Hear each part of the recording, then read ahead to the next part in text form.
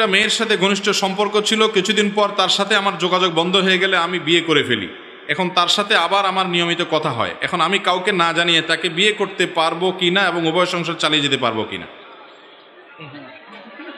ভাই, যদি আপনার দুইটা বউ চালানোর মতো ক্ষমতা থাকে এবং আপনি দোনো স্ত্রীর প্রতি সমতা বজায় রাখতে পারবেন, এরকম মানসিক আত্মবিশ্বাস আপনার যদি নিজের প্রতি নিজের কনফিডেন্ট থাকে যে না, আমি বিয়ে করার পর কারোর প্রতি বেশি টানবো না, বরং আমি ইনসাফ বজায় রাখতে পারবো, জুলুম হবে না, কোনো অবিচার হবে না, আমি ইনশাআল্লাহ সব ঠিকঠাক মতো করতে পারবো, এটা যদি কনফিডেন্ট থাকে, আর্থিক সঙ্গতি যদি থাকে, শারীরিক সঙ্গতি যদি থাকে, আর প্রথম বউ এবং তার বাপের বাড়ির পক্ষ থেকে মাইদ্যত দিলে সেটা খাওয়ার যদি ক্ষমতা থাকে, তাহলে সেক্ষেত্রে আপনি করতে পারেন।